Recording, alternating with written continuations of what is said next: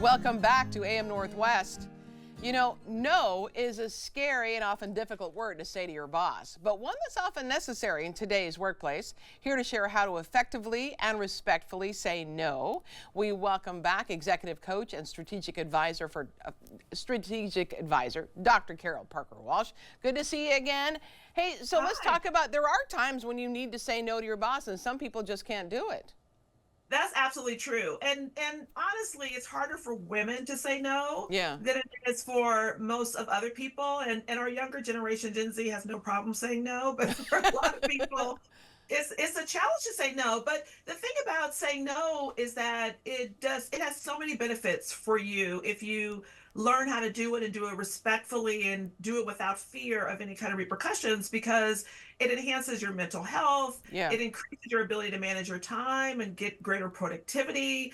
And if you're a people pleaser, it helps you to really protect, those boundaries that are really important. Absolutely. So you Yeah, say yeah. you need to probably explain the reason for your no. Yeah, that's the first thing. You want to be very clear and you want to be as direct as possible. So if you're kind of hemming and hawing, that's a problem.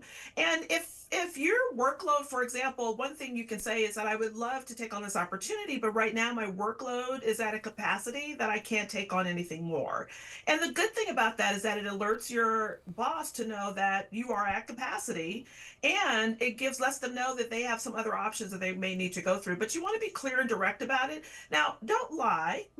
Yeah. So if you're at capacity, be honest about the fact that you're at capacity, because you don't want to be staying there over the weekend and on the evenings trying to do an extra job because you can't even finish the work that you have already on your plate. Right. You also say it's a good idea to probably empathize with your boss. Yeah, you want to be empathetic. You know that they probably had something land on their plate and they're probably coming to you because they need someone to maybe help or assist them in doing that, right? And so you want to empathize with them to let them know that you understand it's their responsibility to assign work to other people and that they need help. But maybe you can offer solutions. You can offer them other options and say, well, let's brainstorm this. Maybe there's another way to go about doing it, or maybe I can show you how to do it so that if it comes up again, you don't have to wait for somebody else to support you. So let's brainstorm some options, because again, it's not something I could take on right now, right? And then another thing could be that they're giving you something and you just don't have the skill sets or expertise right now to do it, right? So that means you're going to have to maybe do a little YouTubing or ask someone else to support you to get it done. And if it's going to take that much, you want to also alert your boss to say, as much as I would really love to support you, I just don't feel like I have the skill sets or expertise to support you in this request right now. So again, it's being clear and honest, but definitely empathizing, knowing that it's probably a challenge. So the first thing you could do is help them problem solve and offer solutions, alternate solutions, and let them know what's limiting you from getting it done. Well, that leads to the next point, which is you say it's a good idea to suggest maybe another way to achieve the same end goal. Absolutely, right? Another thing I always say is that, we have other superheroes on the team, right? It's Yeah. not just about me. Sometimes bosses will go to the person that they know always says yes, that is the one who will work that extra hour or stay over. So they're going to go to where that, well is delivering that water every time. And so you don't necessarily want to be that person. So let them know there are other people on the team that could potentially support them. You don't want to throw people under the bus, but maybe if you had a conversation with, like, say, Sarah, who said, man, I would love to get more responsibility, or I would love if the boss would come to me and ask me to do XYZ.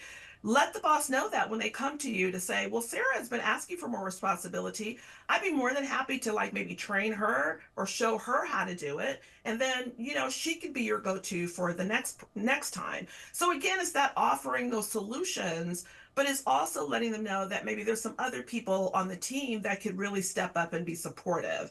Because sometimes, bosses will go to that go-to person that always says yes to Yeah, them. And yeah. you Oh, really want absolutely. to be that person Yeah. all the I time. think it takes just being thoughtful about your no, saying, explain Yes. maybe why you can't, and then helping them out in their position.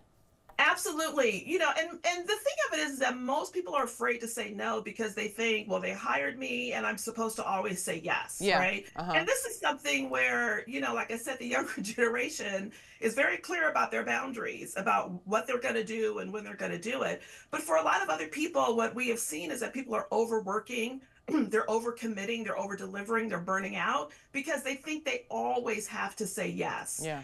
And you don't always have to say yes. And sometimes by being supportive, and it's not just being resistant or combative, as you said, with your boss, it's about being cooperative, respectful, open, and really honest about what's going on. Because maybe the boss doesn't know you're at capacity. Maybe Exactly. the boss doesn't know there's somebody else on the team they can go to. Yeah. So it's really about having a thoughtful communication to let them know what's going on with you Yeah. and then offering some other ideas for them that they may not have thought about. And if you're Perfect. if you're a person that wants to uplevel your leadership or be seen as someone to get promoted, this is a great way to demonstrate that because then you're partnering with your boss to be able to be an avenue of support Yeah. as opposed to a block or a Yeah. resistance. Very good points. Dr. Carol Parker Walsh, thank you so much.